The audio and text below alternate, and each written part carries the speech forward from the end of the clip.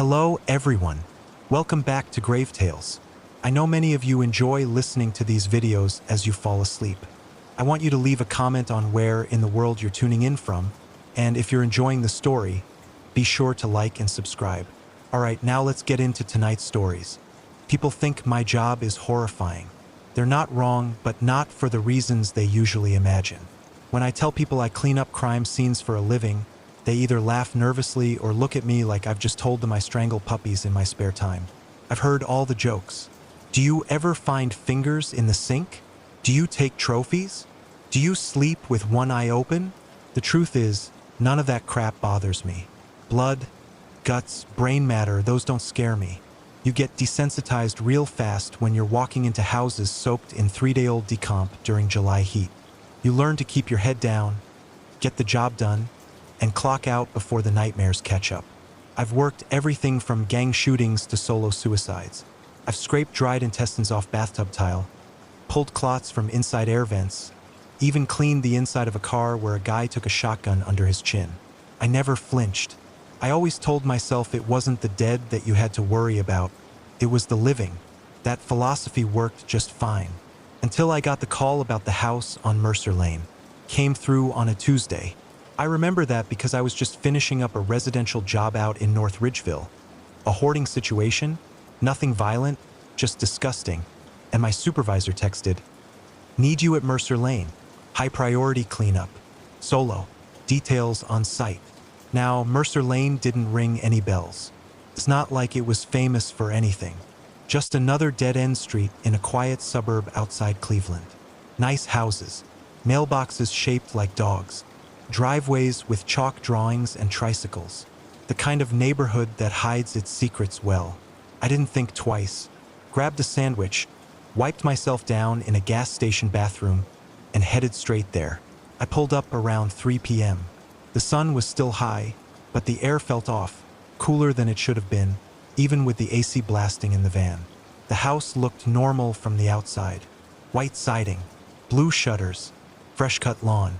An American flag dangling limply by the front door. But the second I stepped out of the van, I felt it. Wrongness. I can't explain it better than that. I've walked into rooms where people bled out while their cats ate their faces, and I've never felt what I felt standing in that driveway. It was like the air didn't want me there, like the house was holding its breath. The front door was unlocked. Standard procedure said it should be, since law enforcement had already processed the scene. I pushed it open and was greeted by cold, dry silence. No cops, no tape, just stillness. The smell hit me immediately.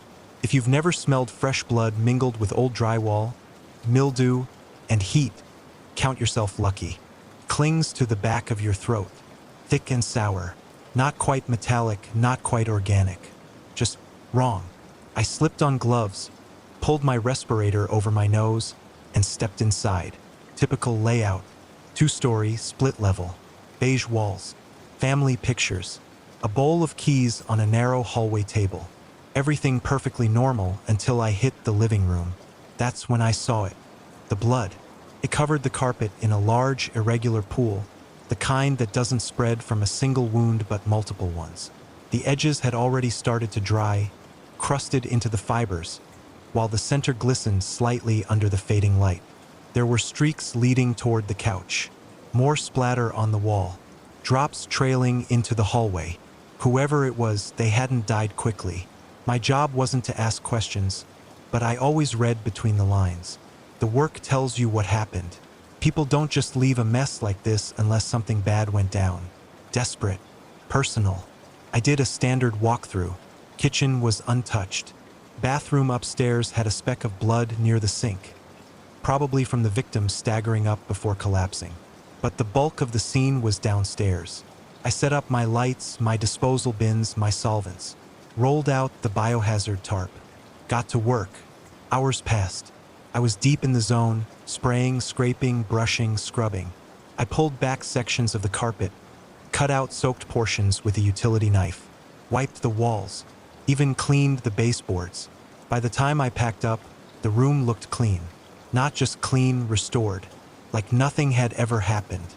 I double-checked everything, clicked off my lights, and stood in the doorway one last time. That's when I saw it. A faint, dark outline creeping back into the carpet. Right in the center of the room. A bloodstain. Fresh. I blinked, stepped closer, touched the spot with my glove. Wet. I know what you're thinking. Maybe I missed something. Maybe I overlooked a soaked spot. Or the humidity rehydrated a deeper layer of blood. But no, I've cleaned up hundreds of scenes. I know the difference between missed stains and new ones. This one was new, like someone had spilled a fresh cup of blood exactly where I just finished scrubbing. I stood there, frozen, watching as the stain slowly grew. Not fast, not like a leak, just widened, crept outward like it was breathing into the fibers. The smell came back stronger, coppery, sharp, and then I heard it. Tap, tap, tap, coming from inside the wall. Not loud, not urgent, just deliberate. I turned toward the sound. It was behind the couch, same wall where the blood had splattered earlier. The tapping stopped the second I moved. I stood there for a solid minute, listening. Nothing. Silence again.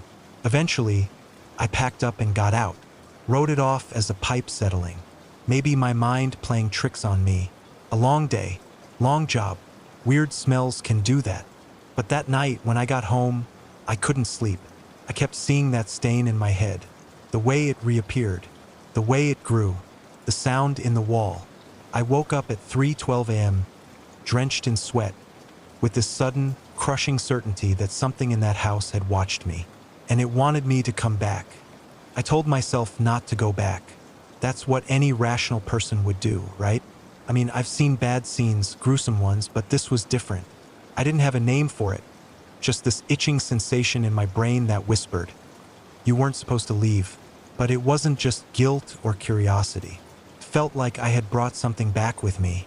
That night, after waking up at 3:12 drenched in sweat, I sat on my couch with every light on, wrapped in a blanket that didn't help the cold crawling under my skin. I kept staring at the wall where I thought I heard something. Tapping. There was no sound now, but I couldn't shake the feeling that something was still listening. Watching. I slept maybe 20 minutes total. In the morning, I went to report my cleanup to the office, but I hesitated when I filled out the final form. Under completion, I always check yes, but this time, I left it blank. Just couldn't bring myself to lie. The problem was, no one else was scheduled to finish what I started. This wasn't some crew job. It was just me. Solo assignment. High priority. If I didn't do it, no one would. I gave it one more day. Tried to shake it. Even went to the gym and forced myself to work through the adrenaline. But nothing helped. And then, 2 nights later, I woke up again. Not to tapping this time. To the sound of water running. In my bathroom. I live alone. Always have. I didn't even get up at first. I just lay there, staring at the ceiling, waiting for it to stop. Didn't. Eventually, I dragged myself up, heart racing, and walked toward the sound. The light in the hallway flickered when I passed beneath it. First time it had ever done that. The bathroom door was cracked. I pushed it open slowly, and everything was soaked. The sink was off, but water was beating from the mirror, dripping from the ceiling, running down the walls like the room had just exhaled a deep, wet breath. And on the mirror, smeared in something dark, were 3 words, "It's still dirty." I didn't scream. I didn't panic. I just stared, because somewhere deep down I already knew. The house on Mercer Lane wasn't finished with me. Not until I made it clean. And apparently, I hadn't. So I went back. Not because I wanted to. Not because I thought I was strong. I went back because I didn't feel like I had a choice anymore. Like whatever I had touched in that house had started to touch back. I pulled into the driveway just after 11 p.m. No police presence. No neighbors watching. The house was dark and still. I unlocked the door with the master key from the agency's lockbox and stepped inside. This time, I brought backup gear, an industrial floodlight, fresh filters for my respirator, and a high-end moisture meter, just in case the blood was seeping from pipes or something physical I could explain. But I knew better. The moment I entered the living room, I could tell it had gotten worse. The stain was back, bigger, darker, centered in exactly the same place. And this time, the smell was stronger, sweet, thick, almost syrupy, like the blood had fermented. I aimed my light at the stain. It glistened under the beam, fresh, still wet. I touched it with a gloved finger, warm, but no sign of new activity. No drips from above, no plumbing failures, nothing to explain how or why this stain existed. I pulled up the carpet again, tore it out completely this time, revealing the subfloor beneath. I bleached the wood, sprayed enzyme cleaners, scrubbed until my fingers hurt. When I was done, there wasn't a single drop left, just damp, stripped flooring and chemical fumes. Satisfied, or trying to convince myself I stood to pack my things. That's when I noticed something odd. The wall behind the couch looked swollen, just slightly, like there was something pushing from inside. I stepped closer, pressed my hand against it. The drywall felt soft, spongy, and warm, like a living thing. That's when the tapping started again. Tap, tap, tap. 3 quick knocks right beneath my palm. I yanked my hand back so fast I nearly fell. The tapping stopped instantly. I backed into the hallway and flicked my flashlight to high mode, scanning the room. The house was still, too still. No creaks, no air, just this humming silence that felt like it was watching me breathe. I should have left then. I knew it, but I couldn't. I grabbed the handle of the hammer from my gear bag and returned to the swollen section of wall. I didn't know what I was expecting. A dead rat? Old insulation? A broken pipe? But I had to see. I slammed the hammer into the wall. The drywall caved easily, too easily, like it wanted to be broken. The smell that rushed out was almost unbearable. Damp rot, mold, and something else, something like decay. I widened the hole, using the claw end of the hammer to tear at the soft edges until I could see inside. And there it was. Cavity, about 4 feet deep, pitch black, but in the center of it, reflecting back the light from my beam, was an eye. Not a rat's, not human either. Bigger than it should have been. Wet, glossy, wide open, and staring right at me. I fell backward, hit the floor hard, kicked myself away from the wall, panting behind my mask. When I looked again, the eye was gone. Just a hole now, empty, silent. But I swear, I felt something still there, watching, waiting. That night, when I finally got home, after double-checking that my doors were locked and nothing had followed me, I checked the footage from the camera I had placed facing the front room while I worked. I always document jobs. This one was no exception. I skipped ahead to around the time I struck the wall, and what I saw nearly made me throw up. In the footage, just as I raised the hammer, the wall behind me moved. Not subtly, not a trick of the light, pulsed, like a set of lungs, breathing in sync with mine. And just before the wall broke, something reached toward me from inside, something long and pale, like a hand, but not. I shut the laptop, didn't sleep at all, because now I knew something for sure. The house wasn't haunted. It was alive. I didn't tell anyone about the hand, or the eye, or the wall breathing in rhythm with mine. How could I? I barely believed it myself. And honestly, I didn't want to hear myself say the words out loud. Like giving voice to it would make it more real, more permanent. But the silence wasn't helping either. After that second visit, I couldn't sleep more than an hour or 2 at a time. Every time I did, I'd wake up to noises that didn't belong in my apartment. Footsteps on carpet I didn't have, pipes rattling in places I knew weren't connected, whispers that didn't stop when I turned on the lights. One night, I woke up to my bathroom mirror fogged over, and written on it in finger streaks was, "You left it dirty." I stopped brushing it off. I just started leaving it there, like it belonged. I stopped using the bathroom altogether. Hell, I started keeping all the lights on 24/7. And even then, I'd still hear it, this low thrum beneath the drywall, like something crawling through the studs and breathing right behind the plaster. I knew I had to go back again. I didn't decide to. I was called. The way you feel a toothache before it explodes into pain, or the way you wake up seconds before your alarm goes off. Except this felt deeper, primal, like a part of me now belonged to that house. It was in my blood. It didn't matter that I lived 20 miles away.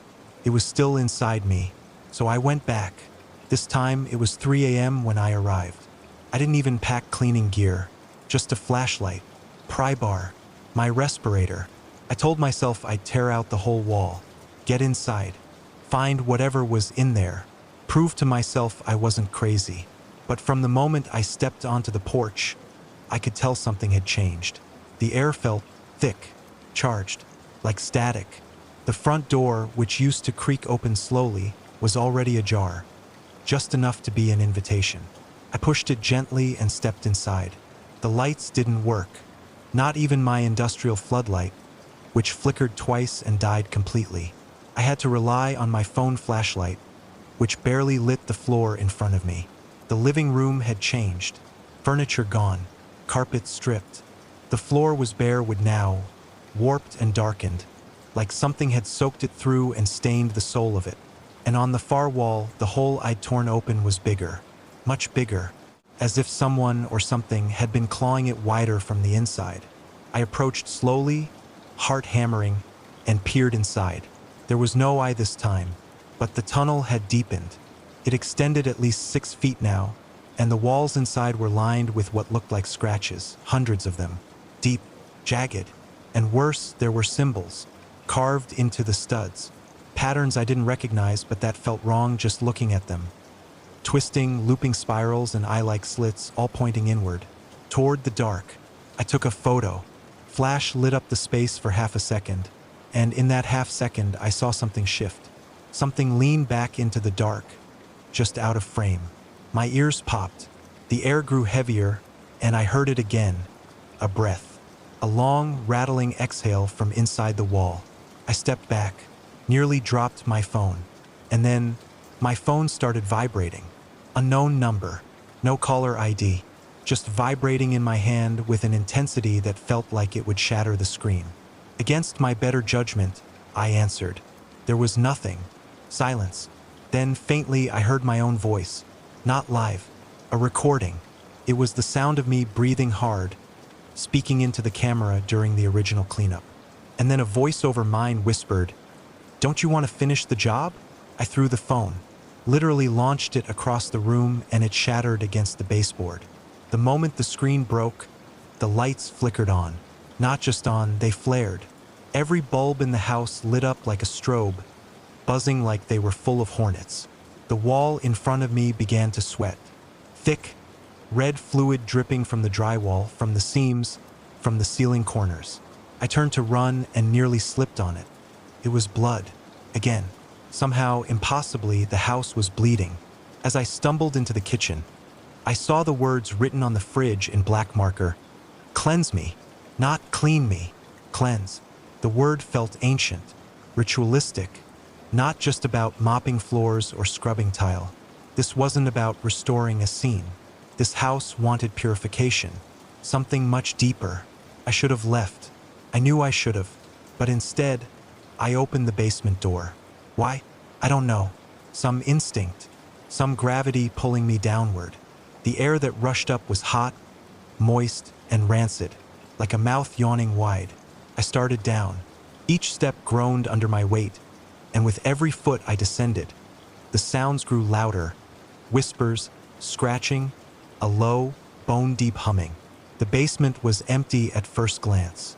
Concrete floor, moldy walls, no furniture, no storage, just emptiness. And then I saw the circle, drawn in what I assume was dried blood, centered on the floor. At each point of the circle were bones, small ones. Animal, human, couldn't tell. My flashlight dimmed. I stepped forward, and my foot brushed something metal. A bucket. I picked it up, and inside was a rag, soaked red. And under the rag, a human tooth. I dropped it, clinked against the floor, and rolled into the circle. I backed away, stumbled up the stairs, slammed the basement door, and ran for the front. But it was too late. The front door was gone. Gone. Where it had once been was now just more wall. Smooth, seamless, like it had never existed. I spun around, breath ragged, and every window was now bricked over. Not boarded, bricked, sealed with mortar and stone that hadn't been there 10 minutes earlier. The house had changed again, and this time, it had swallowed me. I didn't scream when I realized the house had sealed me inside. I couldn't. Something in my throat had locked up, like my own body didn't want me making noise, like it understood that drawing attention to myself was a bad idea. The walls weren't just walls anymore. They were listening. I could feel it in the air. This presence, this attention, like the house was aware of me now, really aware, and it didn't want me to leave. I backed away from the vanished front door, moving in slow, careful steps like prey that just realized the predator is awake and staring straight at it. The floor creaked under my boots in irregular patterns, not like normal would under pressure, but more like the sound of joints, of something shifting beneath the surface. I don't know how long I stood there in the entryway, just breathing and trying not to panic, but eventually I moved back toward the living room. The wall I'd torn open had grown even larger, the hole now wide enough for a full-grown person to crawl through, though why anyone would want it was beyond me. The inside of the wall looked even darker than before, and I swear the edges twitched when my light hit them, like it was reacting to the attention. I turned my back on it and almost immediately regretted it, but I needed to think. I went back to the kitchen, and something new had appeared there, something that hadn't been there before.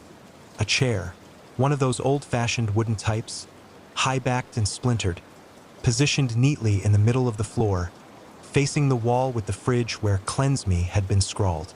Only now the writing was gone, completely wiped away, like it had never existed, like the wall had absorbed it. I looked at the chair, and something about it made my skin crawl. Not because of what it was, but because it was dry. The only dry thing in the house. Untouched by the blood, the sweat, the rot. Spotless. It didn't make sense. That's when the humming started again, low, guttural, just on the edge of hearing. It was coming from the basement door. I had shut it, hadn't I? But now it stood wide open again, and I could see just enough of the stairs to know they weren't the same anymore.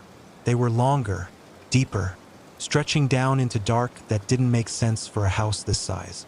I should have stayed upstairs, but something pulled at me, a horrible curiosity like pressing on a sore tooth. I started down, one step at a time, each footfall swallowed by the oppressive quiet. The deeper I went, the more the temperature changed, warmer, yes, but also thicker. The air felt viscous, like I was walking into a soup of rot and memory. When I reached the bottom, I realized there were no walls anymore, no basement walls at all, just open space, but not empty. The floor was dirt now, and shapes moved just out of reach of my light. Hunched things, crawling, whispering in a language I couldn't understand but could feel. The blood circle was gone, or maybe it had sunk into the earth, but in its place was something far worse. A hole, perfectly round, deep, and something breathed from it. I'm not talking wind, I mean literal breath. Hot, wet, drawn in and out like lungs pulling in the stench of centuries. I stepped closer, against every instinct, until I saw what was at the edge of the hole. A bundle. Fabric. I reached out with the end of my pry bar and hooked it gently. It unrolled like a dropped blanket.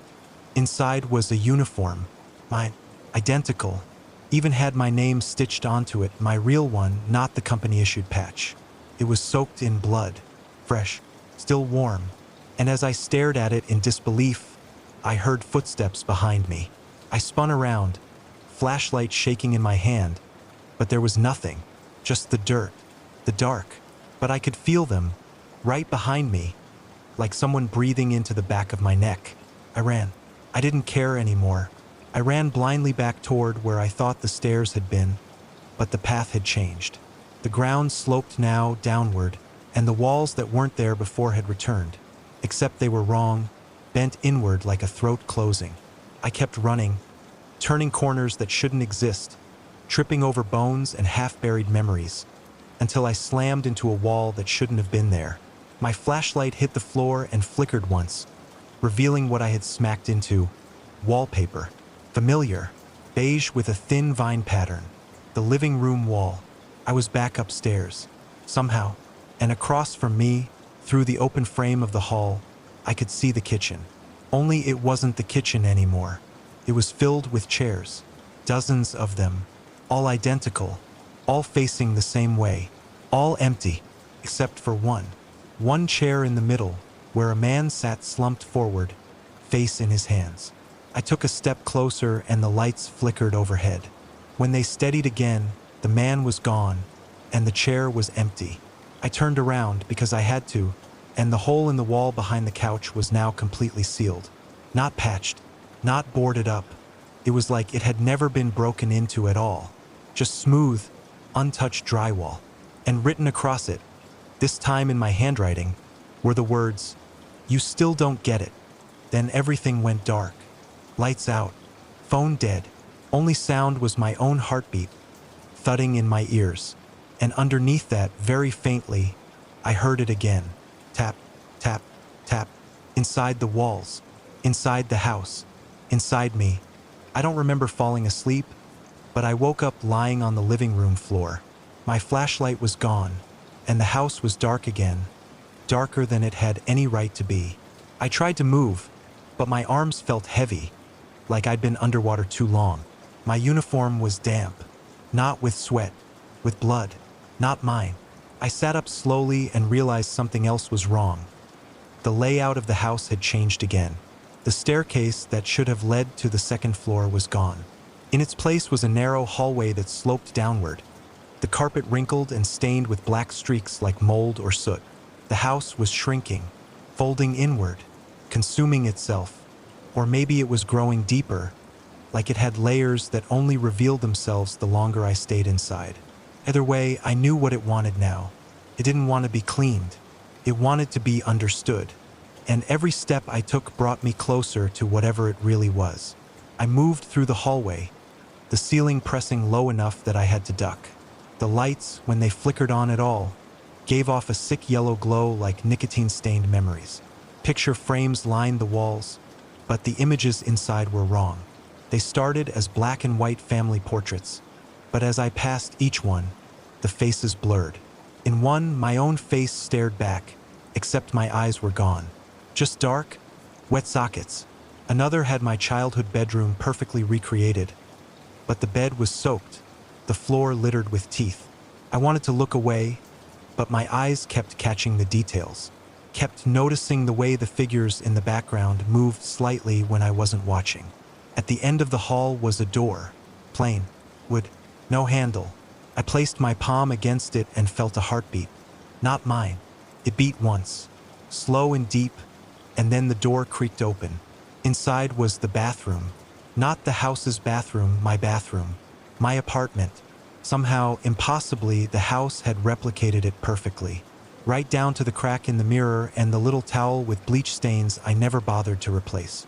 I stepped inside, and the moment I crossed the threshold, the air changed. Cold. Too cold. My breath fogged. I looked in the mirror. My reflection stared back. But it didn't move when I did. It was smiling. A slow, crooked smile that widened as I stood frozen. Then it lifted its hand and scrawled something in the condensation that had begun forming on the glass from the inside. Almost ready, and then it vanished. Not walked away, just flickered out like a bad signal. I backed out of the room, heart pounding, and slammed the door. When I turned around, I wasn't in the hallway anymore. I was standing in a hospital corridor. Dim lights, peeling tiles, the kind of long-abandoned psych wing you see in horror movies. Except this was real.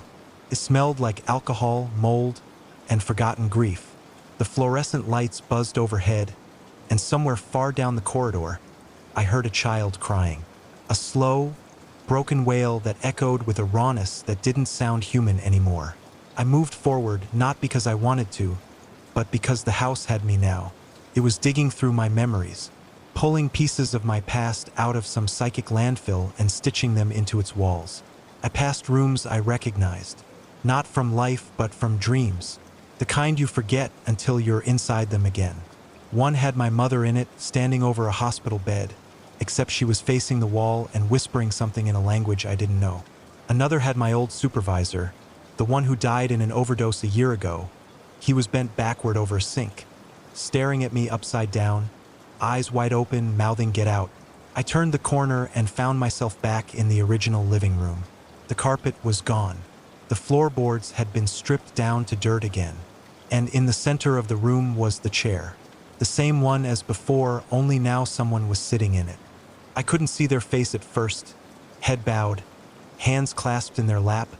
But the second I stepped into the room, they looked up, and I swear to you it was me. Not just a copy, not just a look-alike. It was me. Same uniform, same face, but the eyes were empty, like the soul had been scooped out and replaced with something older. My double stood slowly, movements stiff and deliberate, and said in my voice, "You can't cleanse what was born in filth."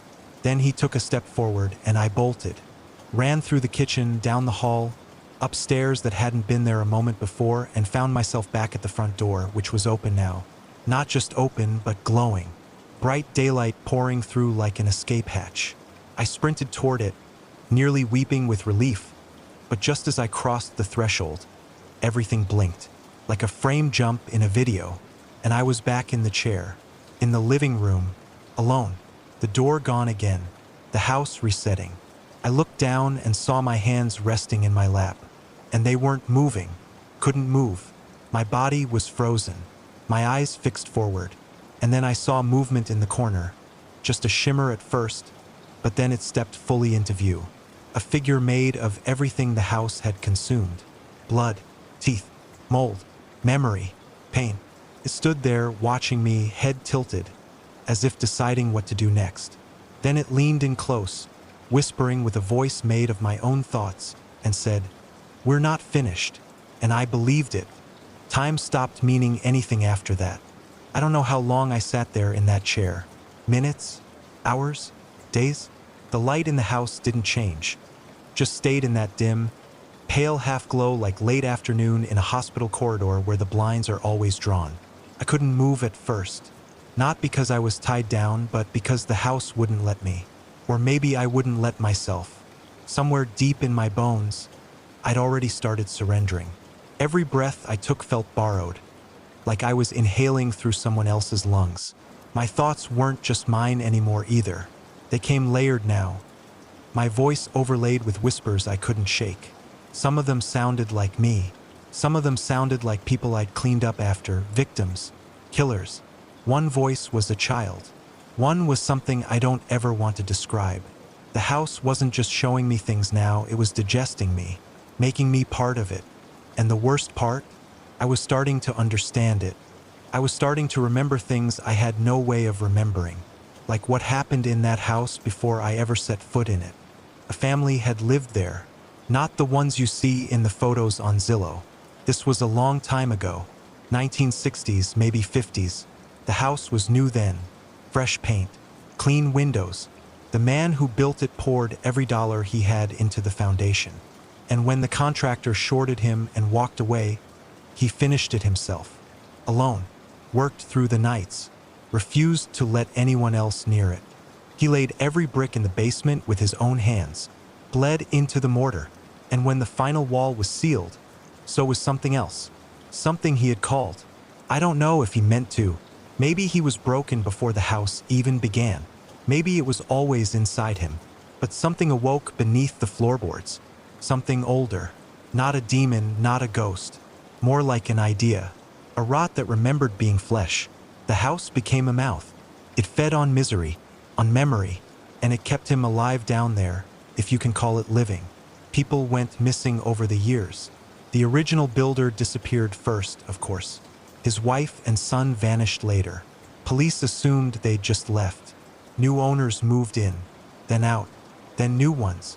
Each time, the house got a little darker, a little colder, a little more alive.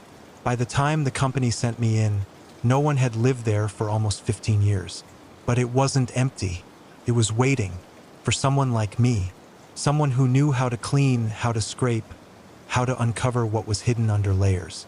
The house needed someone like that, because it didn't want to be scrubbed. It wanted to be exhumed. I was just the next tool, and I think it's had others. I think every cleaner who walked in before me vanished into its walls, folded into its beams, spread across the grain of the floorboards like oil in water. That's why my hands started changing. It was subtle at first. Skin splitting at the knuckles, dark fluid seeping out. I thought it was blood, but it wasn't. It was thicker, slower. It didn't clot, and it didn't hurt. My nails started curling inward, pulling toward the palm like they didn't belong there.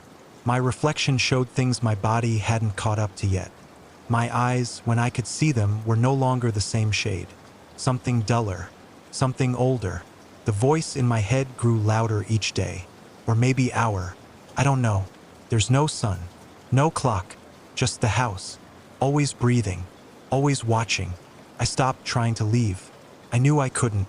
The front door would vanish. The walls would shift. The stairs would lead me right back into myself. That's the trick of it. It doesn't trap your body. It traps your sense of self. Turns your mind into a hall of mirrors and walks you through it one nightmare at a time. And the thing that watched me, the thing that wore my face, it didn't go away. It sat across from me now. Every time I blinked, it was closer. It didn't speak anymore.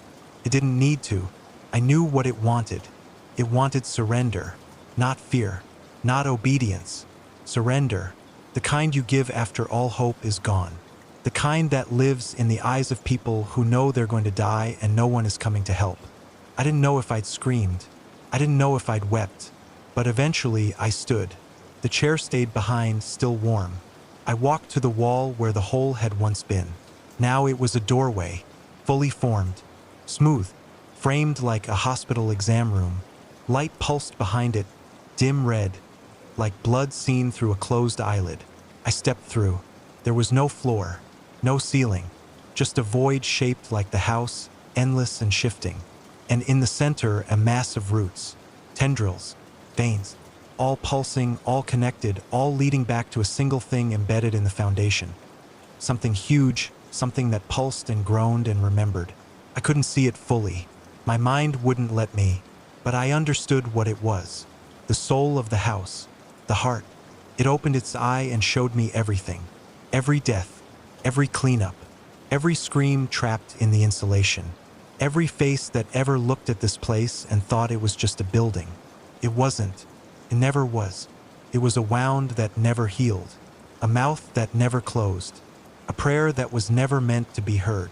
And now it was me, or I was it. I don't know anymore. Maybe I never did. Maybe I was always meant to be here. Cleaner, a servant, a witness, part of the rot. And so I sat down, not in the chair this time, on the floor, right where the blood had first pooled. And I waited, because I knew it would send someone else eventually, someone like you. And when you come, I'll be watching from the wall, from behind the mirror, from the place you don't look because it makes your skin crawl. And when you see the stain return, no matter how many times you clean it, just remember, it's not the house that's dirty, it's you. It's strange what you forget when the walls start whispering your memories back at you in voices that sound just a little too close to your own. Birthdays, funerals, every awkward apology you never meant, every fight where you said too much or not enough, it all comes flooding in, but not like a movie playing in your head. More like someone opening your old wounds with a scalpel and humming while they dig through them, smiling while they rearrange who you are. And the worst part is the house. Makes it feel right, like you were never supposed to be whole to begin with, like your cracks were the only honest parts of you, and now it was just widening them so the truth could breathe. And I let it dig through me because resistance started to feel like lying, and lying to the house had consequences I still don't have words for, things that happened to my inside, if that makes sense, like my guilt was being extracted, boiled down into something visible that lived in the corners of the ceiling and crawled along the baseboards when I wasn't looking directly at it. And by then I had stopped trying to leave altogether because every time I found what should have been an exit, a door, a window, a crawl space, it would flicker like an old TV screen, and suddenly I'd be back in a different version of the same room, standing in a slightly different position, always alone, always watched, and always with that smell in the air, that mix of bleach and blood and rotting drywall, like time. Itself had curdled and the air was decaying with it. And soon even the rooms stopped pretending to be rooms. They became reflections of my thoughts, like one space was just a looped memory of my old kitchen. But the fridge hummed like it was breathing and the magnets formed words I hadn't said out loud since I was 12. And another space looked like my old cleaning supply closet, but every bottle had my name on the label, and each one was full of something different. Teeth, hair, blood, ash, and something clear that trembled when I got close. And that's when I really understood, that the house wasn't just feeding on what had happened inside its walls, it was feeding on me, on my intent, on the way I entered other people's trauma with gloves and bleach and walked away thinking it didn't touch me. And this place resented me for that, hated me for pretending I was just a cleaner, like I was somehow above the blood because I wore a uniform and carried a clipboard. And it wanted to teach me something, to show me that every stain I ever scrubbed was just waiting to come back. And they did. Oh God, they did. Because I started seeing the scenes again, the ones I cleaned years ago, laid out in perfect detail right there in the hallway or the corner of the basement or even inside the bathroom mirror. And I'd smell the ammonia I used that day, hear the distant ringing of sirens outside the window just like I did then, only this time the blood didn't stay still. It moved, crawling slowly across the floor, writing words in loops and spirals like it was trying to tell me something. And when I leaned close enough to see what it was spelling, it always said the same thing: help me clean it. And then the light would blow out, the blood would vanish, and I'd be left alone again with my heartbeat echoing too loud in a room that suddenly felt smaller. And I realized the house wasn't keeping me prisoner the way I thought. It was letting me practice, like it was, training me for something worse, something bigger, something beyond this address. And maybe that's the truth no one wants to admit. That places, remember, that wood and wire and concrete can store agony the same way skin stores scars. And sometimes a building gets so full of pain it wakes up, it opens its eyes and starts needing. And I was what it needed, not to fix it, but to serve it, to crawl deeper into the architecture and become a tool not for cleansing, but for spreading. And when I finally started ripping into the walls with my bare hands, I found things I don't want to describe.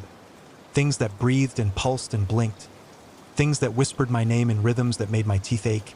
And I knew then that I wasn't going to leave, not because I was trapped, but because I didn't want to anymore, because the house had shown me the truth, had peeled away the lie I'd built around myself with gloves and contracts and calloused hands, and now I was part of it, its memory, its bloodstream, its silence. And all I could do was wait for the next one to come, the next cleaner, the next unbeliever, the next skeptic who thinks they can mop trauma out of a hardwood floor and call it a job well done. And when they step through that door, when they blink and see the stain reappear, when they lean in and listen, I'll be there, under the boards, in the drywall, in the dark behind the medicine cabinet, smiling without eyes and whispering the only thing that still matters. It's not clean yet. I thought I'd hit the bottom, thought I'd seen the worst the house could show me, but I was wrong. So wrong I almost laughed when the walls started melting, not metaphorically, but actually liquefying in front of me like candle wax, dripping into pools that steamed and hissed and formed shapes that pulsed like hearts. And inside each pool I saw faces again. But these weren't strangers, these were people I'd cleaned up after, their deaths cataloged in my reports, their names reduced to initials, on invoices and property damage logs. But they remembered me. They all remembered me, and they weren't angry. They were hollow, disappointed, staring up at me like I'd failed them, like I was supposed to do more than mop around their tragedy. And as I staggered through the now soft, breathing corridors of the house, I could hear them muttering, saying things I didn't want to hear, like, you saw it, but you left, and you looked, but you didn't see, and you cleaned everything but the truth. And I tried to shut them out, but the walls didn't let me. The air kept getting thicker, heavier, full of dust and ash and static, like breathing inside a broken radio. And then the stairs returned. Not going up, not down, but sideways, impossibly twisting through a doorway that shouldn't have existed. And I followed because I had no other choice. Because the house doesn't ask anymore. It pulls, and the stairs led me to a room I'd never seen before. A perfect white cube, windowless, with one chair and one table and a single light bulb overhead that flickered in time with my heartbeat. And on the table was a file folder, manila, old, thick with papers, and my name was stamped on the front. Not typed, but carved in, like someone had scratched it into the cardboard with a knife. And inside were photographs, hundreds of them, all of me, every moment of my life. Childhood birthdays, teenage parties, the night I lost my virginity, the day I got the job with the cleaning crew, every scene I ever worked, even things I never told anyone, things I forgot I'd seen, and beneath the photos were pages and pages of transcripts. My thoughts, written out word for word, not just what I said out loud, but what I almost said, what I meant, what I was afraid of meaning. And when I reached the last page, it was blank except for one sentence written in the same carved handwriting. Now you understand what you are? And the moment I read it, the chair behind me creaked, and I turned around slowly, already knowing what I'd see. A version of me, again, but different this time, not just physically, but emotionally, spiritually. This version fit in the house. It belonged, it was calm, serene, like the weight of knowing had settled into its bones and made it complete. And it looked at me with pity, not menace, and said, "You've been trying to wipe the blood away, but you were always part of it." And then it reached forward and placed its hand on mine. And in that instant I saw everything, not in images, but in feeling, in weight, in blood pressure and breath. What the house really was, not a place, but a hunger ancient and insatiable, not born of evil but of remembrance. A structure built to absorb what the world forgets. A sponge for horror and grief and every unspoken thing that dies with the dead. And I saw that I was never cleaning for the living. I was performing a ritual for the house. Every scrub, every wipe, every chemical I poured was an offering.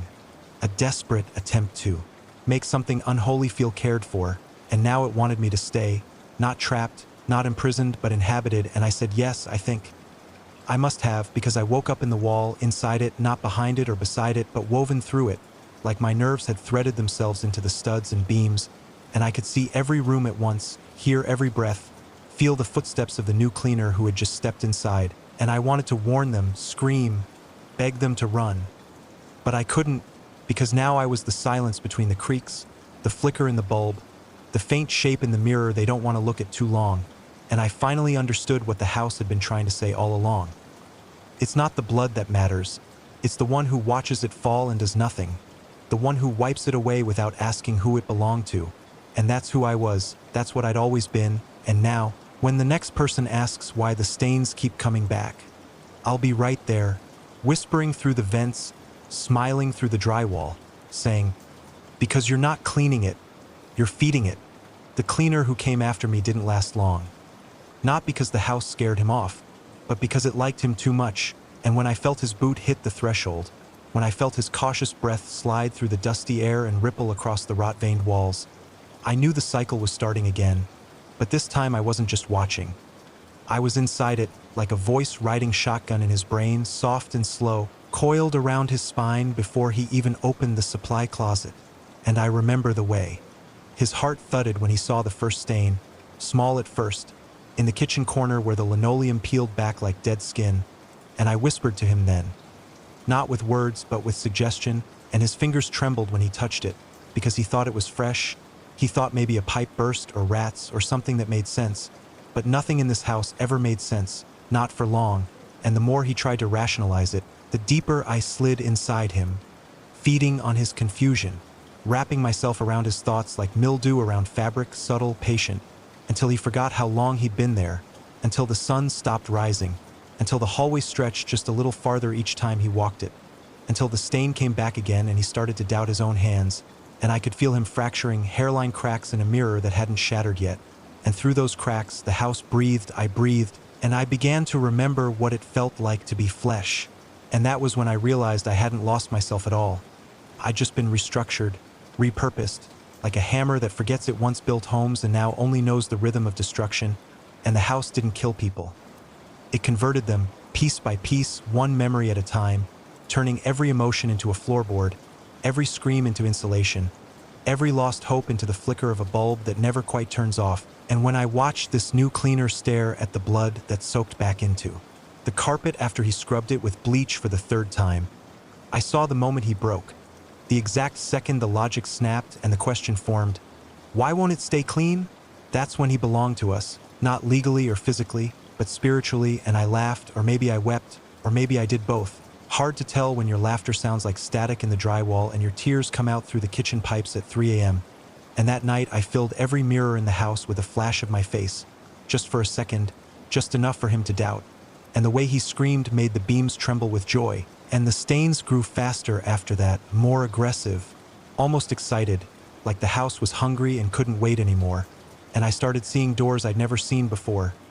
Thin ones, narrow and tall, carved from wood that pulsed like skin and opened into memories I hadn't lived but recognized. Other cleaners, other lives, hundreds of us folded into the structure like pages in a burned book, still whispering, still cleaning, still hoping, and I walked through those rooms and felt each of them, each voice, each story, and I wondered if maybe we were. All just one mind now, a network of fear and devotion woven through the architecture of this impossible place. And maybe that was the point. Maybe the house was never haunted because we were the ghosts, drawn in not by accident but by invitation, because we knew how to erase the surface without asking what was buried underneath. And now the house was showing us, showing everyone, because that cleaner. I watched him die, not in body, but in certainty, watched his eyes go slack as the house offered him a version of truth that was simpler, a role, a function, and he took it. And as he sat down in the chair where I once sat, as the house sealed the walls again and cleaned the record, I felt myself multiply, like I was stretching through time, waiting in every haunted building, every crime scene, every whisper of ammonia that makes you think of old bleach and bile. And I knew then that I wasn't one man in one house. I was part of something endless, a ritual older than nails and sawdust. And when the next one comes, when you come, with your gloves and your mask and your checklist, you'll feel it too. You'll walk into that room and smell that familiar smell, clean but wrong. And you'll see the stain and you'll kneel down and begin to scrub and wonder, just for a second, why the blood doesn't dry like it should. And that's when we'll know you're ready. And that's when I'll whisper from behind the cabinet door, behind the fridge, inside the socket where the light always flickers. Welcome home. There's a silence that follows when you stop fighting, when you stop running, when the part of you that resisted finally dissolves into something colder, quieter. And I feel that silence now, wrapped around me like the walls themselves have folded in and sealed me away. But it's not emptiness. It's the house speaking in the language of stillness, of absence, of the space between heartbeats where terror lives. And I understand now that this is what it always wanted. A vessel not just for memories, but for being. A living monument to every scream ever silenced and every stain that no amount of cleaning could erase. And I am that monument, a part of the foundation, a pulse in the drywall, a breath behind the floorboards.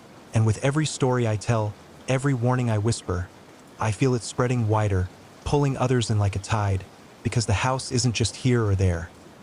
It's everywhere trauma has ever been ignored, every place the blood was wiped up but never understood, every moment a little too quiet after the last cry. And when the next cleaner arrives, gloves snapping tight, flashlight scanning the shadows, I will be waiting, not as a ghost, but as a promise. A reminder that some things refuse to be cleaned away, no matter how hard you scrub. And as I watch from inside the walls, as I breathe through the plaster and watch the light flicker over fresh stains, I know the cycle will never end, because this house, this story, is a living thing, fed not by blood alone, but by the people who think they can make it clean. And in the end, that's the horror. The house doesn't want to be free, it wants to claim us all, one stain at a time. Story 2. They asked me to photograph a murder scene late one night. And when I arrived, the place already reeked of death and something more sinister lurking beneath the surface. The victim was still breathing, barely, and that fact alone twisted the air into something thick and unbearable. The house was small and cramped, the kind of place where every creak echoed like a scream. Every shadow seemed to pulse with unseen eyes. Blood was everywhere, splattered on the walls, pooling beneath the man's twisted body on the floor, staining everything with its dark, sticky promise. The dull thump of his shallow breathing was the only sound that broke the silence, a fragile, haunting reminder that death hadn't yet claimed him, though it was crawling closer with every second. My camera felt like a betrayal in my hands as I moved around him, clicking frame after frame, each flash revealing a detail more grotesque than the last. Broken glass glittered in the harsh light, furniture overturned and smeared with the viscous red liquid, and the victim's face was pale and contorted in pain, eyes fluttering open and shut like he was trapped between two worlds. I could see the frantic, fading fight for life etched into every line of his body, every twitch of a finger. The air was thick with tension and fear, but not just his. It felt like the house itself was holding its breath, watching, waiting. I realized I wasn't just documenting a scene. I was capturing the final moments of a life slipping through cracks, a nightmare frozen in time but alive and breathing, and that made every shutter click feel like a curse I was laying upon myself. As I moved deeper into the room, the smell of blood mixed with something else, something metallic and sour, like rust and old secrets. The victim's shallow breaths grew more ragged, and every exhale seemed to whisper a warning I couldn't quite hear. Around him, the chaos of the scene told a brutal story. Furniture splintered and overturned as if a desperate struggle had unfolded, shards of broken glass sharp and cruel, some stained crimson, others smeared with a slick, dark substance that didn't quite look like blood. The walls seemed to close in, their peeling wallpaper curling like dead skin, shadows pooling thick in the corners as if hiding things that didn't want to be seen. My camera continued its mechanical rhythm, each flash revealing details my eyes tried to avoid. The jagged gash along the man's neck that barely seemed to slow his desperate heartbeat, the deep bruises blossoming like black flowers on his arms, the frantic tattoo of veins beneath his translucent skin. Somewhere, a clock ticked loudly, each second a reminder that time was slipping away, slipping from him and trapping me in this frozen moment of horror. I couldn't shake the feeling that the house was watching me too, its creaks and groans echoing like whispers behind the walls, the faintest breath of movement just out of sight, and I realized with a cold shudder that I wasn't alone. This place held more than the dying man and the shattered remnants of violence. It held something hungry, something that fed on pain and fear, lurking just beyond the edge of the lens, waiting for the moment when the last breath would be drawn and the shadows could finally close in. The longer I stayed in that room, the more the atmosphere shifted, thickening like fog creeping over a graveyard at midnight. The victim's breaths grew erratic, shallow gasps that punctuated the oppressive silence with a fragile rhythm, like a cruel metronome counting down his final moments. Every twitch of his fingers, every flicker of his eyelids felt like a silent plea for something: air, help, escape. But there was no one but me, an intruder armed only with a camera and a growing sense of dread. The house itself seemed to pulse in response, the wooden floorboards creaking beneath my feet like slow, deliberate footsteps pacing in the dark. I moved carefully, each step stirring stale dust that hung in the air like memories refusing to settle. The walls, scarred with blood spatters and claw marks, felt suffocating, closing in as if the building was shrinking, a living entity tightening its grip on the nightmare within. The ceiling light flickered sporadically, casting fleeting shadows that writhed and danced just beyond the edges of my vision, teasing the mind with shapes that never fully materialized but left me certain I was not alone. Every photo I took was a confrontation with the raw, unfiltered horror before me. Splintered furniture coated in sticky crimson, the victim's pallid face twisted in agony and defiance, his trembling chest rising and falling with a desperate, uneven cadence. The air tasted thick with iron, and beneath the blood, beneath the grime, there was a deeper stench, something rank and old, like decay and regret soaked into the very bones of the house. I could almost hear whispers rising from the floorboards, voices tangled in the silence, telling stories I was never meant to hear. As I worked, my fingers trembling despite the numbness that had crept over my limbs, I caught sight of movement at the edge of the room. A flicker, a shadow retreating behind a half-open door. I blinked and it was gone, but the chill it left behind slithered down my spine and nestled there, unshakable. The victim's breathing slowed even more, a faint wheeze that barely registered over the pounding in my ears, and the weight of knowing pressed down harder. I was photographing a moment that should have been beyond reach, a fragile thread between life and death unraveling beneath the flicker of my flash. The room felt alive with tension, a silent predator stalking its prey, and I realized with cold clarity that the house was not just a backdrop to violence. It was complicit, an accomplice to suffering, a repository of unspeakable pain.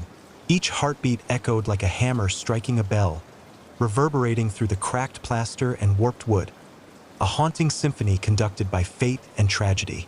I wanted to stop, to put the camera down and flee, but something rooted me to the spot, a morbid obligation to bear witness, to capture the truth even as it slipped through my fingers like smoke. The victim's eyelids fluttered open one last time, revealing eyes glazed with pain and fear, and in that fleeting gaze, I saw not just a man dying but a story unfinished, a scream silenced too soon.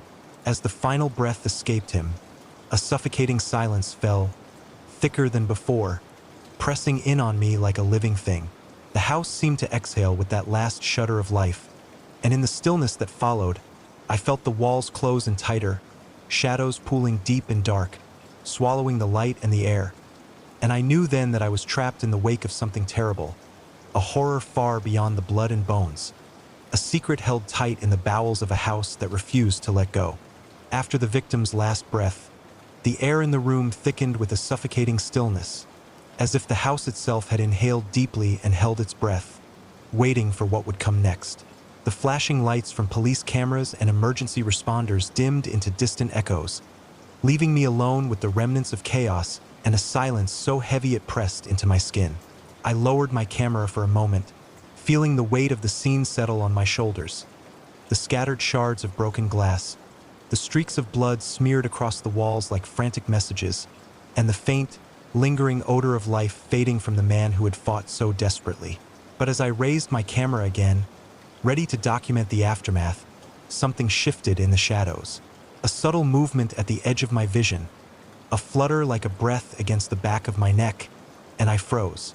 The room's temperature dropped sharply, and a cold draft slithered through the broken window panes, stirring the loose papers and dust motes into an eerie dance. I focused my lens on the far corner, where darkness pooled thick and almost seemed to pulse with its own rhythm.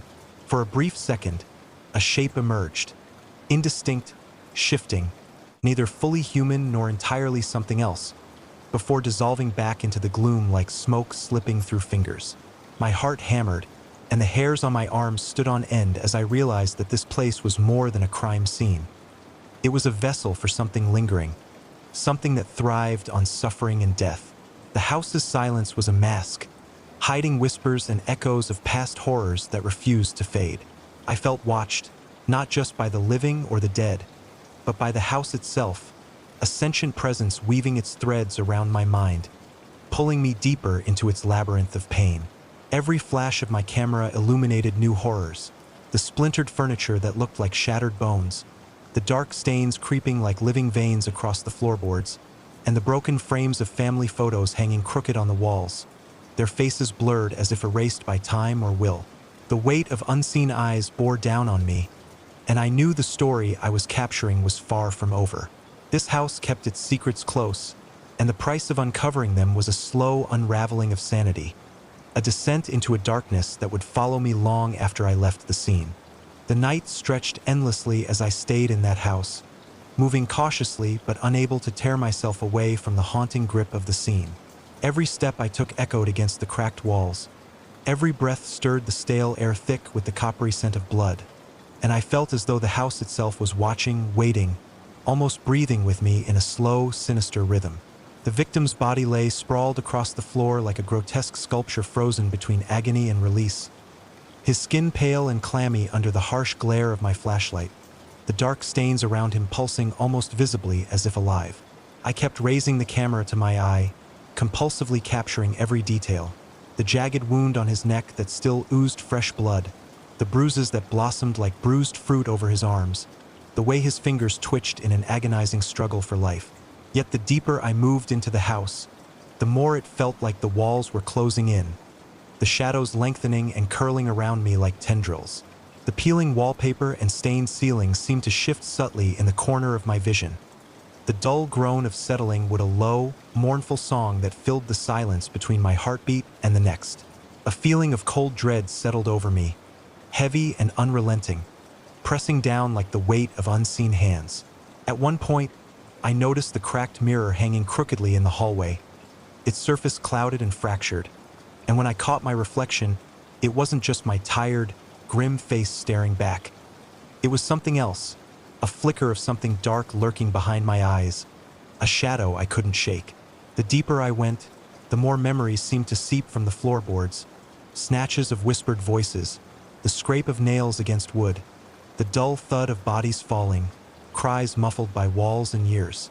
I could almost see the stories trapped in the dust and decay, every scar in the plaster telling of secrets better left buried. The victim's final moments played over and over in my mind. The desperate gasps, the futile struggle against unseen hands pulling him down, the last flicker of life snuffed out beneath the cold gaze of the ceiling light. And then there was the sound, the faintest, most subtle noise that didn't belong. At first, I thought it was just the house settling or the wind slipping through cracks, but it grew louder, a low, guttural breathing, almost a whisper, coming from behind the walls. I pressed my ear to the cracked plaster and my skin crawled as the sound intensified. A wet, rasping breath that seemed to echo my own heartbeat back at me. It was as if the house was alive, pulsing with the residue of pain and death, holding on to something ancient and malevolent that I could neither see nor fully understand. I wanted to leave, to run from this place and its suffocating darkness, but something held me there. Some twisted sense of duty or fascination, a need to witness and record the truth even as it clawed at my sanity. My camera became both shield and tether, each click of the shutter a fragile lifeline to reality, capturing horrors that no one else would see, that maybe no one should see. Time lost meaning as the night wore on, shadows creeping longer and thicker, and I realized with a cold clarity that this house wasn't just a place of death. It was a trap, a prison for suffering that reached out beyond the victim, beyond the crime, gripping anyone who entered its threshold.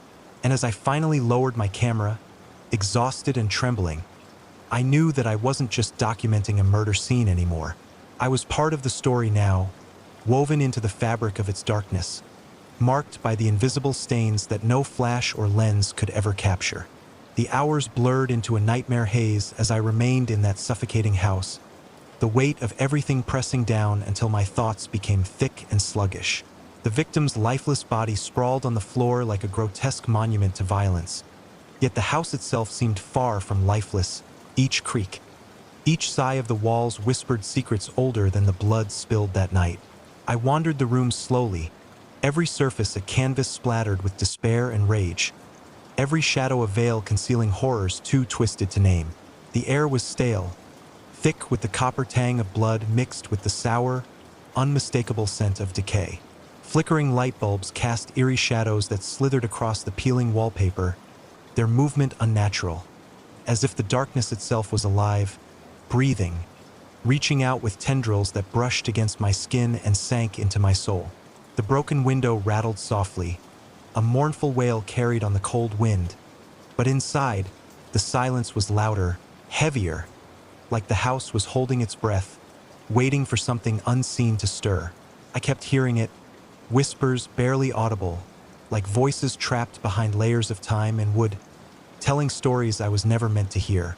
The victim's desperate breaths echoed in my ears long after they ceased, haunting the space between heartbeats, a ghostly rhythm that refused to fade. I found myself drawn repeatedly back to the living room, the epicenter of the chaos, where shards of glass glinted like teeth and the spilled blood formed dark, congealed rivers that seemed to pulse beneath my feet. As I crouched down to photograph the intricate patterns of the stains, I noticed something strange. A subtle movement just beyond the edge of my vision, a flicker in the corner where light failed to reach.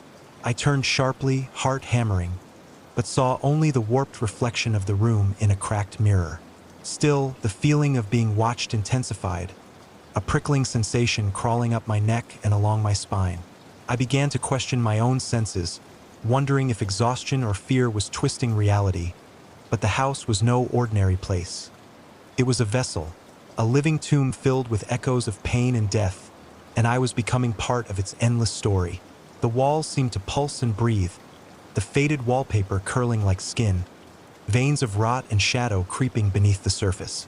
Every photograph I took was a confrontation with a darkness that defied explanation. The way the blood pooled unnaturally, the impossibly deep bruises that seemed to shift and change, the ghostly impressions left on surfaces that no one else would ever see. I could almost hear the house whispering to me, pulling me deeper into its grasp, promising secrets that clawed at my sanity.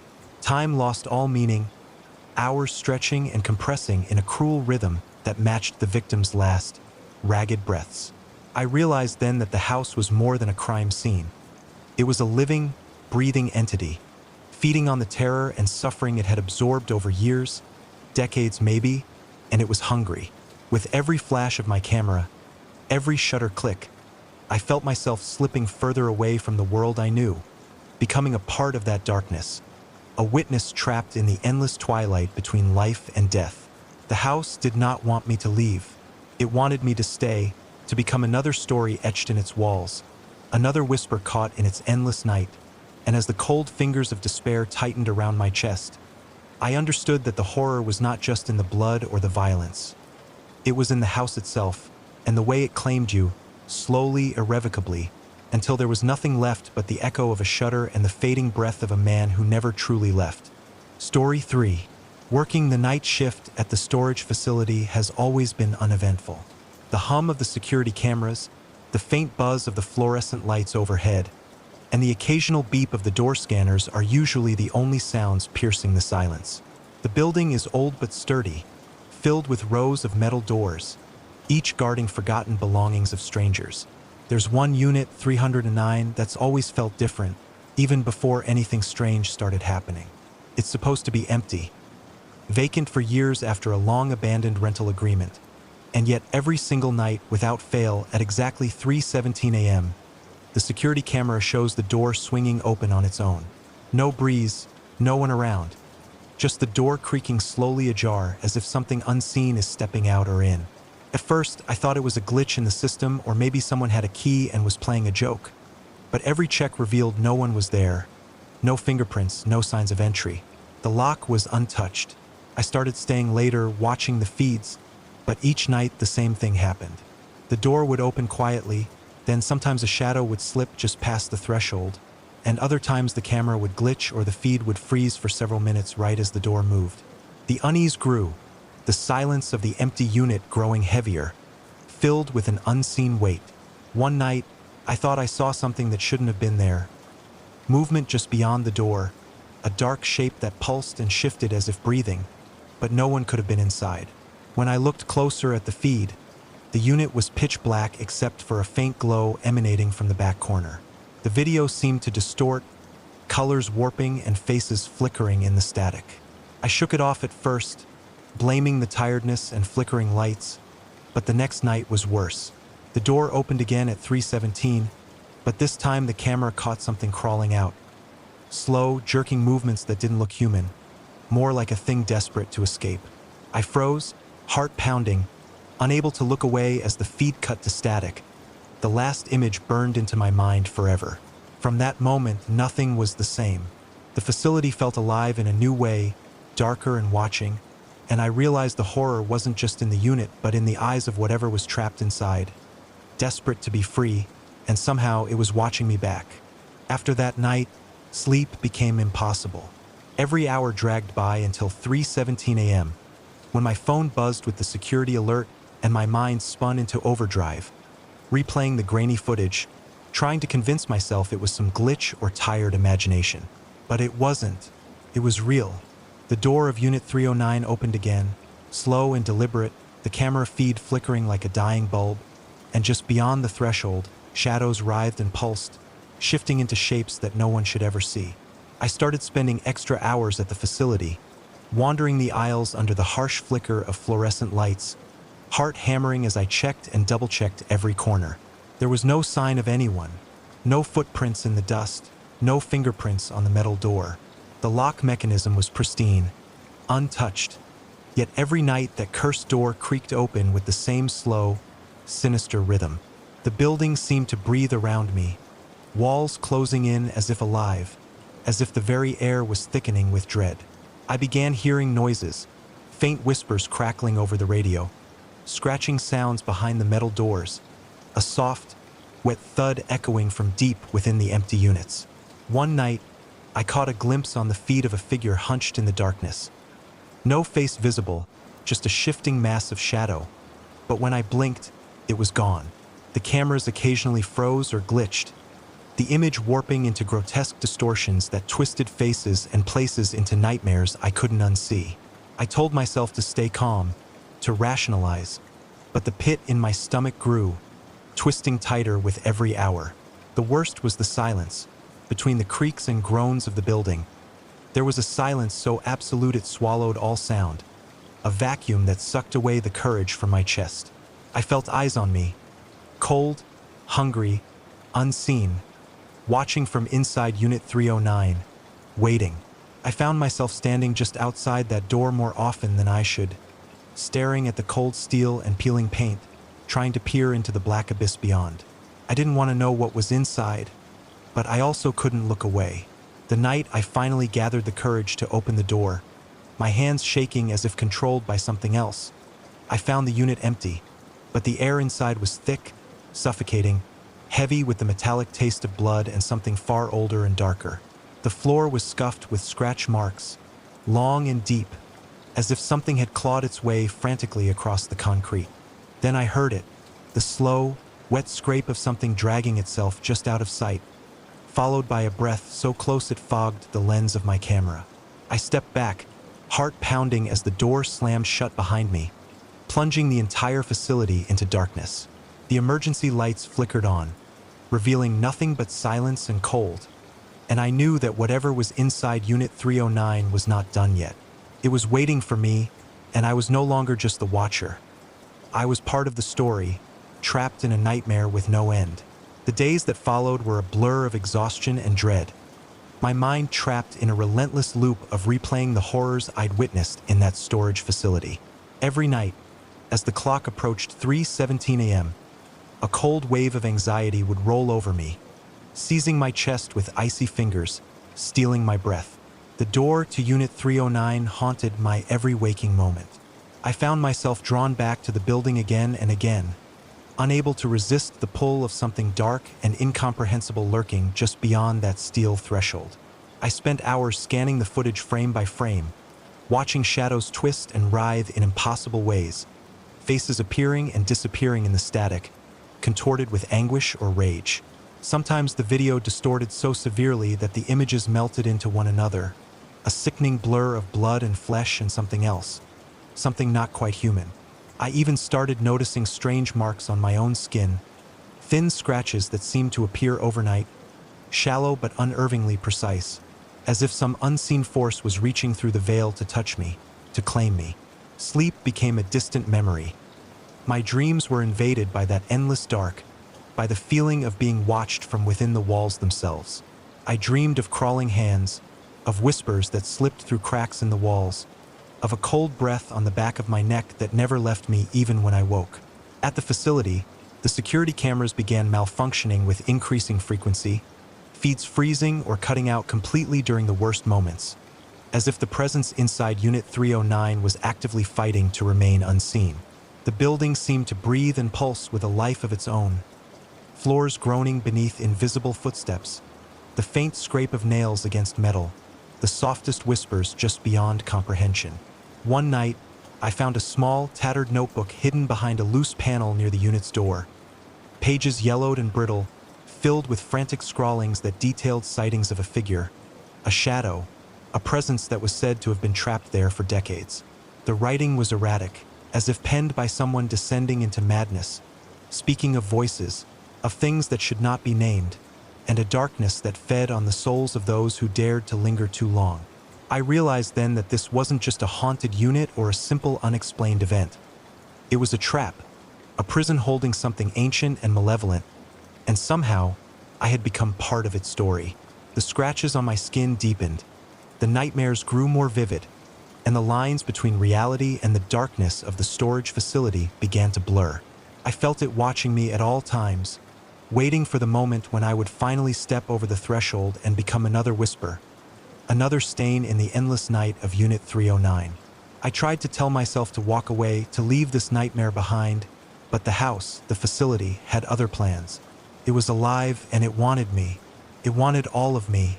And as the night stretched on, I knew that eventually, the door would open for me, too, and I would never come back. As the nights dragged on, the sense of dread I carried began to seep into every corner of my life, twisting reality until it felt like I was trapped inside the same suffocating nightmare I documented on those flickering camera feeds. The scratches on my skin multiplied, fine but numerous, like the slow weaving of some invisible web tightening around me. I started hearing the whispers even when I wasn't at the facility. Soft, unintelligible murmurs just beyond the edge of hearing that sent chills crawling up my spine.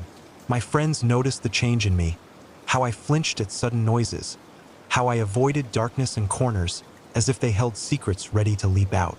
But no one understood. How could they?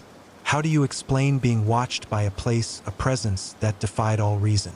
I tried to tell myself that the house was just a building, that what I saw was the product of fatigue and fear, but the evidence was undeniable. The door to Unit 309 opened every night like clockwork at 3:17 a.m., and every night I felt the pull to be there, to face whatever waited beyond. One evening, driven by a mixture of terror and a desperate need for answers, I stayed until well past my shift's end. As the clock ticked toward that dreaded hour, the lights flickered violently, casting long, unnatural shadows that writhed across the peeling walls. The air grew thick and cold, every breath a sharp sting in my lungs. The door creaked open slowly, and from the darkness emerged a shape, a silhouette twisted and malformed, moving with jerky, unnatural motions that defied human anatomy. My hands trembled uncontrollably as I raised my camera, the lens fogging with cold breath. The figure paused just inside the unit's threshold, its presence pulsating with a malevolent hunger that sent shockwaves through my entire body. It was as if the house had breathed life into this thing, a twisted manifestation of the pain and violence seeping from every surface. I wanted to run, to scream, but my body was frozen, bound by some unseen force. The shadows seemed to reach out, curling around me like fingers, and the whispers crescendoed into a cacophony of voices demanding I join them, become part of the darkness that had claimed so many before. That night, I left the facility trembling, breathless, my mind fraying at the edges. But the worst part wasn't the creature or the door swinging open. It was the knowledge that I had seen it, that I was marked. The scratches on my skin burned with a new intensity, as if branding me a prisoner of the darkness.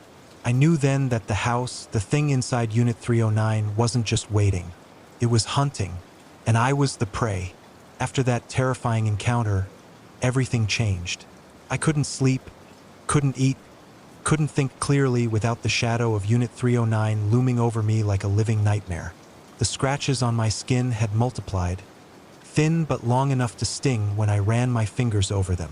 Sometimes, I'd wake in the middle of the night, my body drenched in cold sweat, feeling an invisible weight pressing down on my chest, as if something was sitting there, watching, waiting. The nightmares were relentless, visions of crawling hands reaching through cracked walls, faces twisted in silent screams, blood dripping in slow motion from ceilings that seemed to close in. During the day, I caught myself staring at reflections in windows and mirrors, half expecting to see those dark, pulsing eyes staring back at me, waiting for the moment to pull me into the endless void.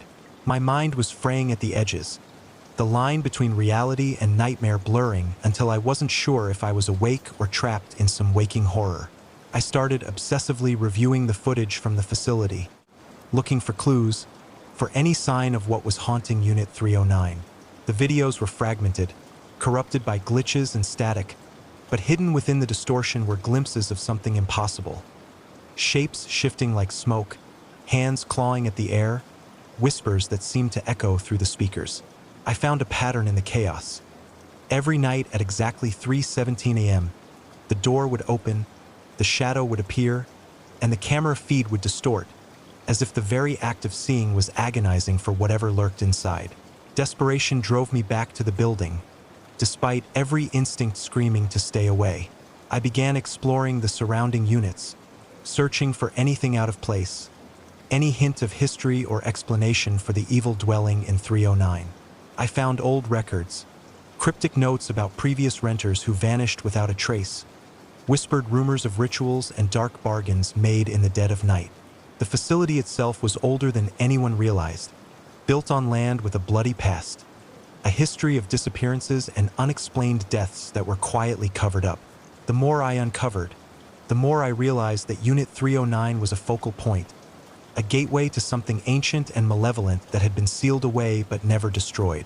Each visit to the facility deepened my dread, the house's silence growing heavier, as if it was watching me with bated breath. I started hearing the breathing again, the slow, wet rasp that seemed to seep from the very walls, a sound no one else could hear but me. It followed me everywhere, in the quiet moments when the world felt still and safe. The scratches on my arms burned, the skin around them raw and irritated, as if the darkness was trying to break through my flesh and claim me. One night, I found a small, blood-stained token lying just outside the door of Unit 309. A tiny charm, ancient and unfamiliar, carved with symbols that made my skin crawl. I knew then that whatever was trapped inside that unit wasn't just a presence. It was a predator, feeding on fear, on pain, on life itself. The door continued to open each night, inviting me, daring me to cross the threshold and face the abyss. I felt myself slipping, losing grip on the world I knew, pulled toward a darkness I couldn't fight alone. And despite every warning, every instinct, every shattered piece of my sanity, I knew I had to go back, to face the nightmare once and for all, or become just another whisper lost forever inside Unit 309. The more I resisted, the stronger the pull became. I found myself standing outside the storage facility at all hours, especially as the clock neared 3:17 a.m., unable to break free from the invisible tether binding me to Unit 309. The scratches on my skin throbbed with a strange energy, the pain both physical and something far more sinister, like a warning and a promise rolled into one. Inside, the building seemed alive in a way that defied explanation. The metal doors whispered secrets I couldn't fully understand. The shadows twisted into shapes that seemed to watch my every move. One night, driven by a mix of terror and determination, I forced the lock on Unit 309 just enough to slip inside, feeling the cold air rush out like a gasp from some ancient, trapped beast. The interior was cloaked in darkness so thick it felt like sinking into a void, the faint glow from my flashlight barely piercing the oppressive blackness. The floor was marred with deep claw marks and what looked like dried blood, and the walls pulsed faintly, as if breathing, alive with a darkness that seeped into my bones. Then I saw it, a figure emerging slowly from the shadows, its form grotesque and distorted, limbs twisting in ways that made my stomach churn. Its eyes glowed with an unholy light, fixed on me with hunger and rage, and I realized that this was the thing that had opened the door every night, the presence that had marked me. Panic surged, but my feet felt rooted, trapped by invisible chains as the creature advanced. It reached out with claws like razors, and in that moment, I understood the horrifying truth. The house didn't just watch or wait. It hunted, it fed, and I was its prey. I barely escaped that night, bursting out into the cold dawn, my breath ragged, skin raw and bleeding. But even now, I know the house hasn't let go. Unit 309 waits, its door ready to open once more, and I fear that when it does, I won't be able to run. After narrowly escaping that night, the weight of what I'd seen pressed on me relentlessly, twisting my thoughts into a suffocating fog of fear and doubt. Every shadow seemed to move just beyond my vision. Every creak and groan in the silence screamed at me like a warning. I began to notice strange occurrences outside the facility, two things that didn't make sense. My phone would buzz with static and faint whispers when I was nowhere near the building. Objects in my apartment shifted slightly when I wasn't looking, doors left ajar that I was sure I'd closed. The scratches on my skin deepened and spread, the marks burning like fresh wounds, yet they never healed. At times, I could swear I heard breathing just behind me, cold and ragged, even in crowded places. Sleep became a rare and fragile thing, always shattered by nightmares of the twisted figure reaching out from the darkness, dragging me back toward the cold, suffocating depths of Unit 309. I tried to reach out for help, but no one believed me. The story sounded insane, like something from a horror movie, and I was left alone with the growing certainty that the house's darkness had followed me beyond its walls. Days blurred into nights as I spiraled, my reality unraveling piece by piece, until I realized with chilling clarity that the house hadn't just marked me. It had claimed me. Whatever haunted Unit 309 was no longer confined to that empty storage unit. It was inside me, in my skin, in my mind, pulling me closer to a darkness I couldn't escape. The door to the unit continued to open every night at 3:17 a.m., a siren call to something ancient and hungry, and I feared that one day soon, I would be unable to resist its pull. Until then, I live in a waking nightmare, haunted by shadows that no one else can see, trapped in a story that's far from over. The days that followed felt like living in a nightmare with no escape. The scratches on my skin multiplied, thin red lines that appeared overnight, and the nightmares became more vivid, bleeding into my waking life with terrifying clarity. I couldn't shake the feeling of being watched, not just at the storage facility, but everywhere I went. The whispers that once echoed faintly through the cameras now haunted my mind, voices speaking in tongues I couldn't understand, pressing against my sanity like relentless waves. I tried to push the memories aside, to convince myself it was all a hallucination born of exhaustion and fear, but the evidence was undeniable. Objects in my apartment moved when I wasn't looking. Shadows stretched and twisted into shapes that defied logic. The air around me grew cold and heavy, like a weight pressing down on my very soul. The door to Unit 309 continued to open every night, a cruel reminder that the darkness inside was not finished with me. I began researching the history of the land beneath the storage facility, uncovering a grim tapestry of violence and despair. Old murders, disappearances, and rumors of occult rituals performed in secret, dark pacts made with forces no one dared name. The more I learned, the deeper the darkness seemed to seep into my life, contaminating every thought, every breath.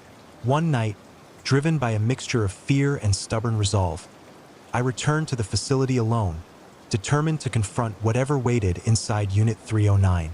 As the clock approached 3:17 a.m., the door creaked open once more, revealing a blackness so complete it swallowed the weak beam of my flashlight.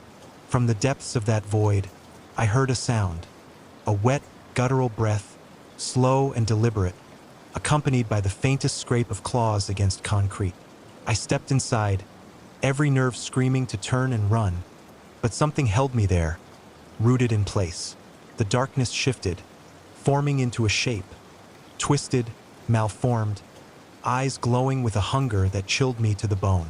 It reached out, and the cold touch of its presence seared through me, a burning frost that threatened to consume everything I was. In that moment, I understood the terrible truth.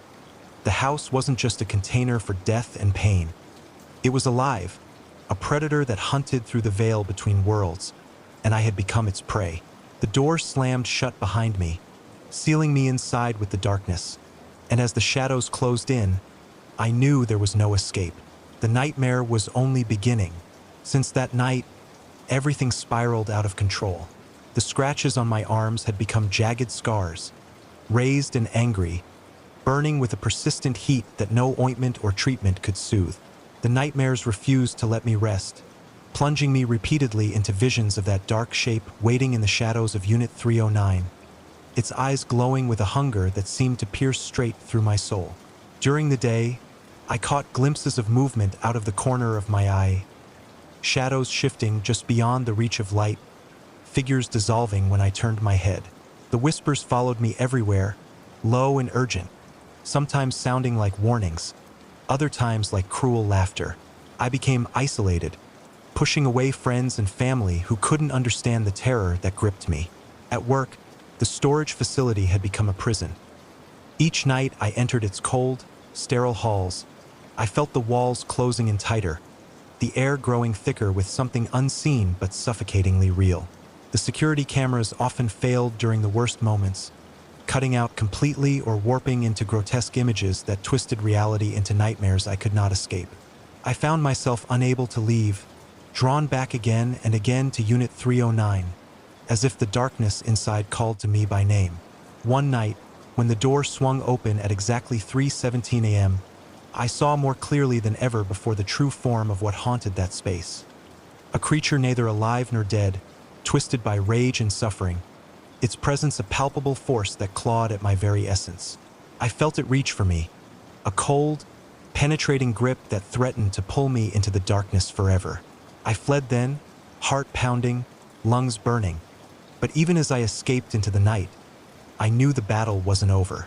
The house, the thing inside Unit 309, had marked me, claimed me, and no matter how far I ran or how deeply I buried the memories, the darkness was waiting for me to come home. The days after that night blurred into a waking nightmare where reality and horror intertwined in ways I could no longer separate.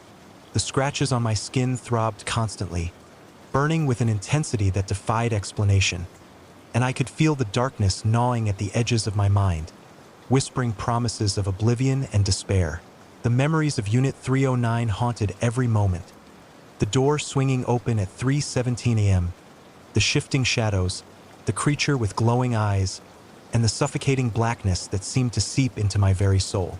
I tried to reach out for help, to tell someone what I was experiencing, but the words fell flat, dismissed as paranoia or exhaustion.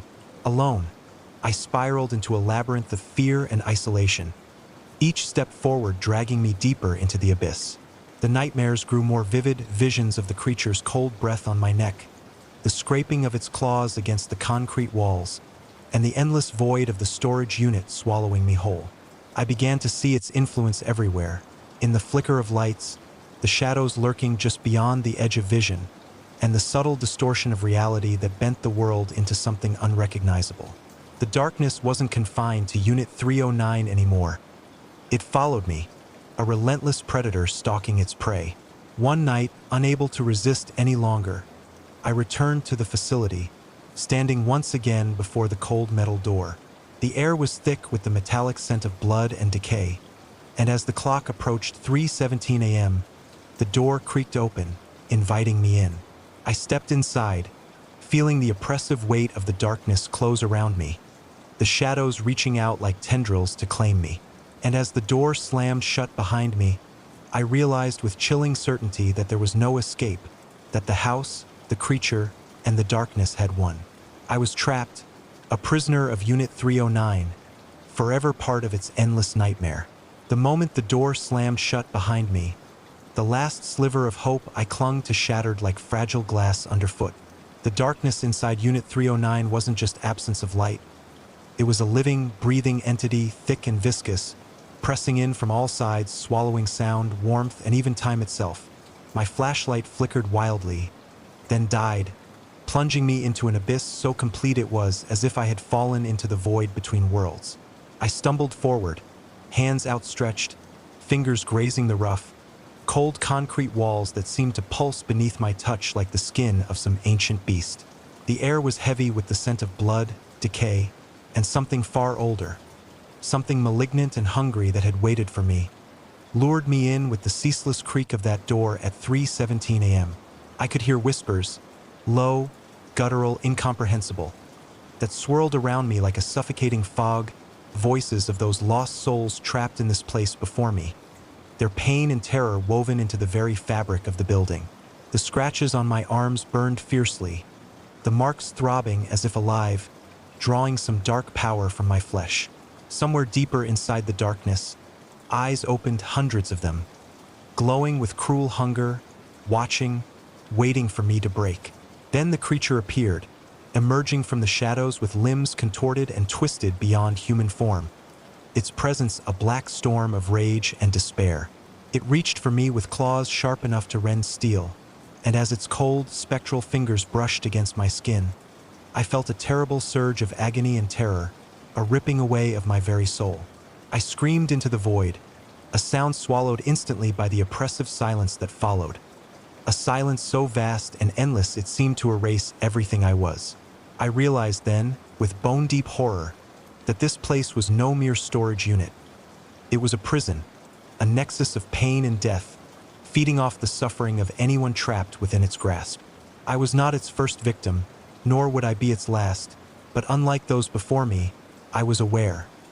I could feel the slow erosion of my mind and body as the darkness claimed me inch by inch. Time lost meaning. Days or years might have passed. I could no longer tell. I drifted in and out of consciousness, haunted by flickers of memory. The laughter of a child long gone, the desperate cries of someone pleading for release, the hollow gaze of the man whose blood once stained this floor. The walls whispered secrets I wasn't meant to understand, and slowly, I felt myself becoming part of the endless story, another shadow trapped in the unyielding night of Unit 309. Somewhere deep inside, I knew that outside, the world carried on unaware, the clock ticking towards 3:17 a.m., ready to open that cursed door once again and invite in the next poor soul foolish enough to cross its threshold. As my own light faded into the abyss, I understood the cruel truth. There is no escape from this place, no rescue, no redemption. The house, the darkness, and the creature were eternal, and now so was I. Forever part of the nightmare that lurks behind the door of Unit 309. waiting patiently for the next watcher to become the watched, the next victim to become the lost, swallowed whole by the endless night.